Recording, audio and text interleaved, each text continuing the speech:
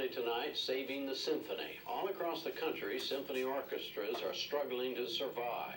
Lee Hochberg of Oregon Public Television tells the Oregon Symphony story. The annual Mozart Festival is one of the biggest nights of the year at the Oregon Symphony. But on this night, something appeared to have gone terribly wrong. A corpse lay in the music hall lobby, police tape sealing it off from concert goers.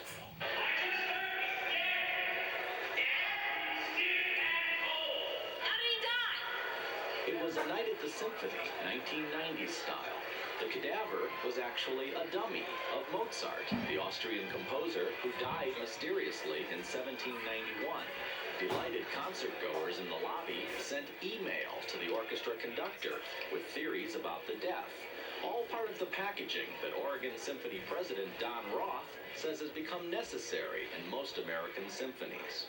For us to succeed, we've got to bring excitement into the concert hall. If we don't do that, then we're not going to happen just as an automatic. We don't take that for granted.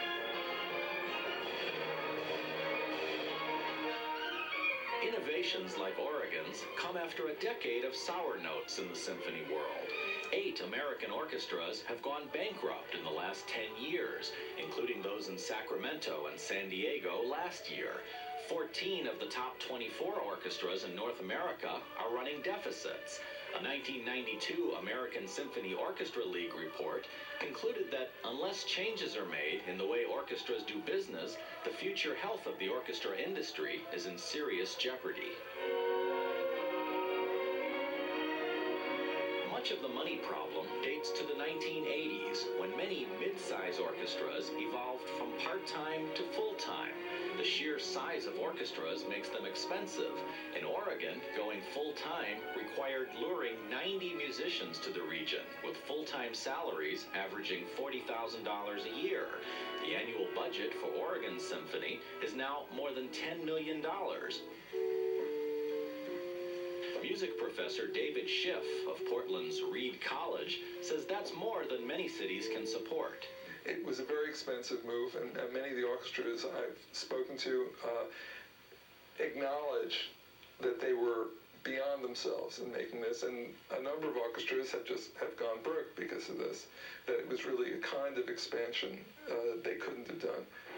The Oregon Symphony still carries the $1 million debt it incurred when it expanded in 1984. 6 other orchestras are more than $500,000 in the red. Most are also trying to offset reductions in state and federal funding. Atop all of this, many orchestras are battling an image problem, the feeling that the symphony is stuffy, the domain of the wealthy. Oregon Symphony conductor James DePriest. We have to counter the elitist image that symphony orchestras have. The symphony orchestras have, in some cases, cultivated that image. DePriest, an internationally heralded conductor who also leads the Monte Carlo Philharmonic, says lazy, out-of-touch symphony administrators have allowed some orchestras to become staid and dull. Why should anyone want to come to a concert? There's so much competition for the leisure dollar. You don't get their attention by saying, yeah, we're the symphony orchestra, the same orchestra that's been over here for 100 years. Roll call for Asbury. Oregon Symphony has instituted a plan that looks like a model for success in the face of all the problems. The symphony drew 250,000 listeners last year in a community of only 1.3 million people. That's second in Oregon, only to the Portland Trail Blazers, the city's professional basketball team. The symphony has begun building a $16 million endowment to help fund future operations, and it's spending $1 million a year on marketing, like a sports team promoting its top star, conductor DePriest. Now therefore I do hereby proclaim Thursday, November 21st to be James DePriest Day in Portland.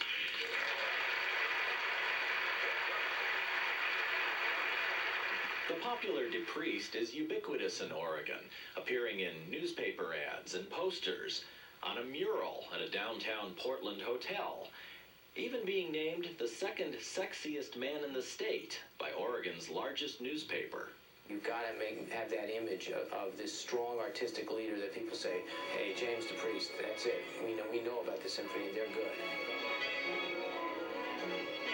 But we wouldn't be there without the confidence this community's got in James the Priest and the excitement he builds.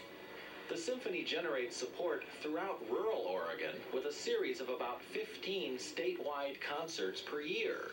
The city of Portland invested $200,000 to stage symphony concerts in city neighborhoods. We played at the state fair, so people coming there to essentially enjoy chocolate cake and see the greatest living examples of livestock bump into the orchestra. I think all orchestras, symphony orchestras in their communities, need to be ubiquitous. You cannot exist without bumping into it. Inside the Symphony Hall, DePriest has tried to knock down the wall of formality he believes keeps American audiences away. Someone said, I liked the John Adams piece, but I still don't understand the title. Who wrote this? Has that person left? I welcome you here. As Leonard Bernstein first did a decade ago in New York, DePriest converses with Portland audiences throughout the show.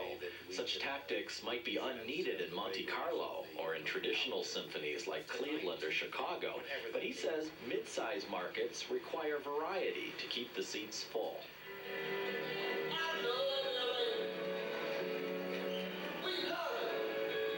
To that end, the Oregon Symphony peppers its schedule with Pops concerts featuring artists like Randy Newman. And in an innovative experiment to bring in new, younger audiences, the Symphony has scheduled a series of atypical concerts with jazz and blues musicians. Something experimental, so I hope that you all dig what we're about to put down.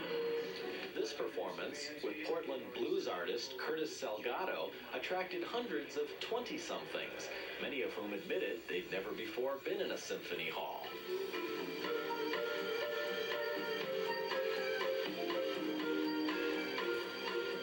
The symphony hopes 10% of those listeners will return for more standard fare. But while the innovations may generate money, some music lovers say the symphony is playing the wrong tune by packaging the classics with corpses and comedy and the blues.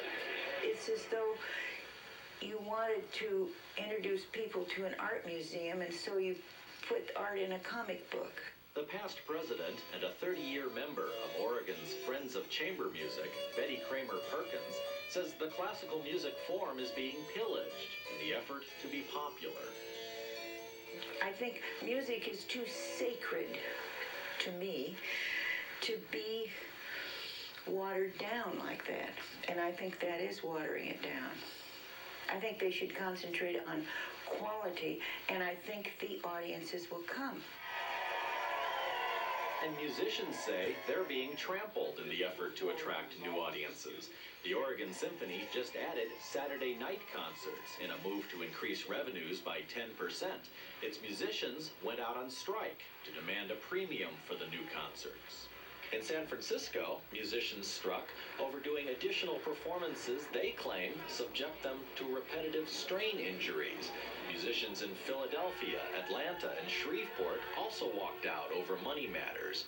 Oregon Symphony percussionist Chris Perry argues with 10% of symphony revenues now directed to marketing, there's not enough left for the orchestra's daily needs.